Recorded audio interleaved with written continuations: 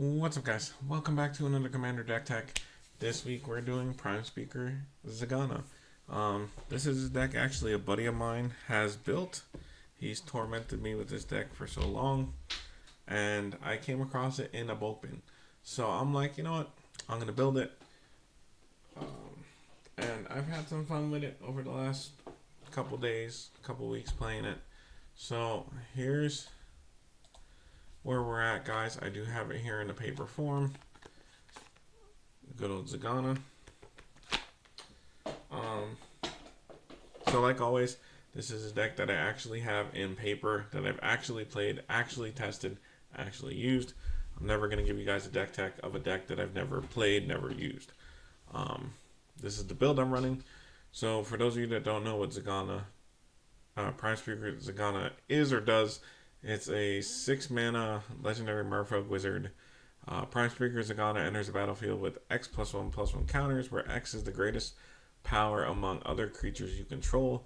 When Prime Speaker Zegana enters the battlefield, draw cards equal to its power. So lots of card draw, lots of big creatures. So there's probably a couple ways to build this. I chose to use some big Hydras and +1/+1 counters and copies of Zegana, because why not? So let's jump into this, guys. Like always, I'm not going to go over the lands in the deck. You guys can check out the entire deck list down below, like always. If you guys want to test it out, check it out, buy it. Architect here that we're using for this does give you the option, depending where you want to buy your stuff from. Card Kingdom, TCG Player, Star City Games. Feel free to order it, test it out. But let's jump into the artifacts of the deck, guys. Arcane Signet, Commander Spear, Elixir Immortality, one of the ways to shuffle our deck and our graveyard back into our library. Lifecrafter's Bestiary, Panharmonicon to double our ETB triggers, Simic Signet, Soul Ring, Swift of Boots, and Thought Vessel. Now, I'm a little torn on the Thought Vessel thing. Personally, I think I might just put another type of like Elixir Immortality effect where I can shuffle my graveyard in my library, because I'm not really opposed to discarding, as long as I have a way to shuffle the stuff back, to get more use out of our counter spells and stuff like that. The Thought Vessel, though, really depends. For right now, it's in here. That might change. Keep an eye out for an updated version. You never know, if this is a deck I keep around, I might do an updated version. Jumping into creatures, we got Enoch Guide. Enters, you can put a +1/+1 counter on it, or search your library for a basic land, so it's a little bit of ramp. Altered Ego, can't be countered. You can have Altered Ego enter as a copy of any creature on the battlefield, except it enters with an additional X +1/+1 counters. So this is a good way to copy Zegana. Let's say your Zegana's already like a 15/15 or something. You do this, it'll enter with the additional +1/+1 counters on it, and then you sack the original Zegana to draw for this one, and then you can recast Zegana maybe the same turn, the next turn, depending what your mana looks like, and make your original Zegana even bigger. Birds of Paradise, body double.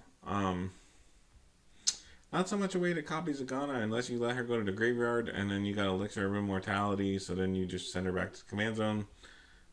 Sometimes your opponents have big stuff in the grave. Sometimes, you want to reuse like your Hero's Bane or something. Another way to do it. Brawn to give trample, because why not? Brutalizer, Exarch. Search your library for a creature card, reveal it, and then put it in your hand. Or you can put target non-creature permanent on the bottom of its owner's library. So, a couple of utilities. Find like your Hero's Bane or something.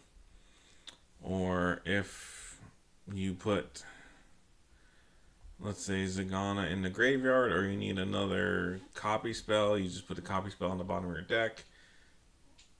Tons of different uses for it. Dust Shout Crawler. And when it enters the battlefield, you put a +1/+1 counter. Each creature you control at +1/+1 counters have trample. So another Brawn type effect. Always great to have. Fertilid, we're doing +1/+1 counters. Tons of mana ramp out of that. Frilled Mystic, counterspell on a creature. Genesis Hydra, Guardian Gladewalker, Hero's Bane, probably one of the best creatures in deck. Does get targeted a lot and get removed a lot. Something to keep in mind. Jade Light Spelunker, Karametra's Acolyte. This card isn't as good in this deck as I thought it would be. You do get a lot of green devotion, but you tend to have a lot of mana and don't really have much to do with it. Kior's Follower, Lityara Glade Warden, Mirror Image, another way to copy your Zegana. New Majorga Chieftain. At the beginning of combat on your turn, you can pay XX. When you do, put X +1/+1 counters on any number of target elves. So that's a way to make this bigger. With your like Karametra's Alkaloid helps build up your big creatures, so you have something to hit with Zegana. Pelt Collector, because you're going to be playing stuff bigger than it. Pollen Bright Druid lets you proliferate or put a +1/+1 counter. Prowling Serapod can't be countered, and creature spells you control can't be countered. Renata Called by the Hunt, your creatures will enter with a +1/+1 counter on it, and its power is equal to your devotion to green. So this is another way to get a big creature out that Zegana can then use to make itself huge. Rot Shambler, Sisterhood of Karn. When it enters the battlefield with a +1/+1 counter on it, and then when you cast a spell from anywhere other than your hand, double the number of +1/+1 counters on this Sisterhood of Karn. Now, this card actually did a lot better than I thought it would, because Zegana tends to be targeted for removal quite a bit. So you're going to be casting Zegana over and over and over again, which will double the counters. And there's stuff like the Renata, which will let it enter with an additional +1/+1 counter. Where'd it go?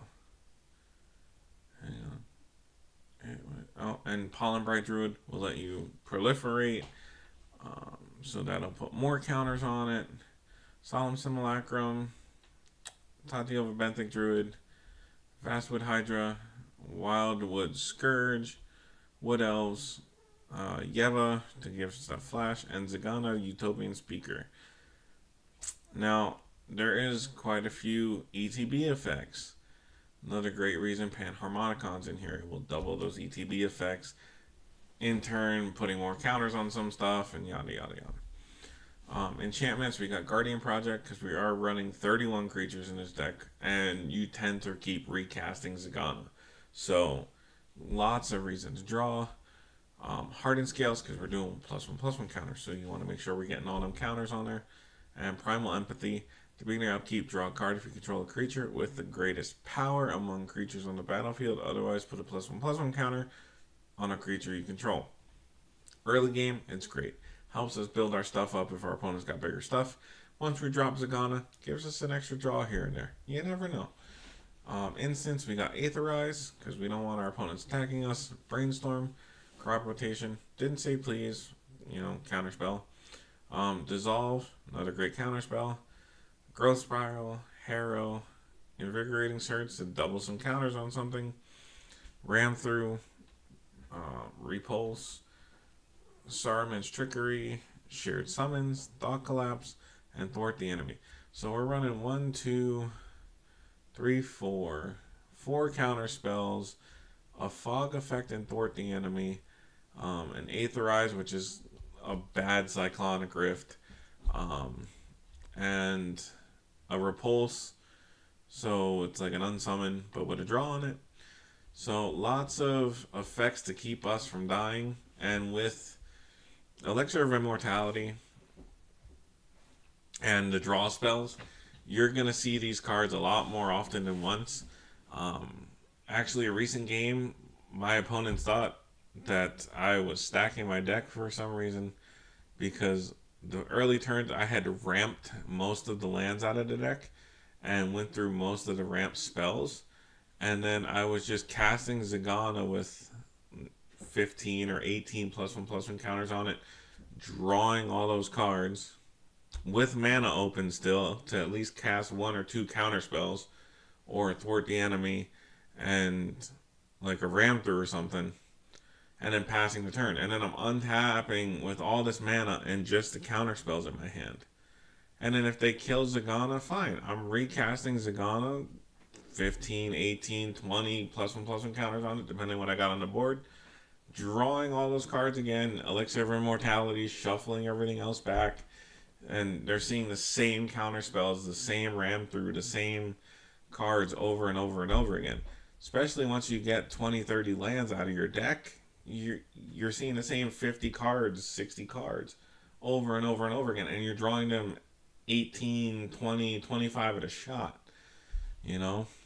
And then Zegana does go up. You're casting her for 16, 14, 18, because people keep popping it off the board. But you got the extra mana. You're in Simic. You know how great this is? We're in Simic. We can be casting it as much as we want. One Planeswalker in the deck. We got Oko the Trickster. Puts +1/+1 counters. And we can do the 0 effect to make it a copy of target creature on the board. So make it a copy of Zegana if you want to attack, if you want to recast Zegana. Cultivate, Farseek, Fractal Summoning, Guy's Blessing. In case we get milled, there's a chance it can get hit. Preordained Serum Visions, Small Fear, which is another way to proliferate, and target creature you control fights up to one creature you don't control, and 3 visits. So guys, that is my version of Zegana. Let me know what you guys think down below. I know that list was a little bit fast, but you guys can click the link down below. Check out the entire deck list. Let me know if you play Zegana, if you know someone that plays Zegana. Yeah, it's Simic. And after this new ban list that we got a couple weeks ago, I'll take a Simic deck all day, because I don't need no mana crypt.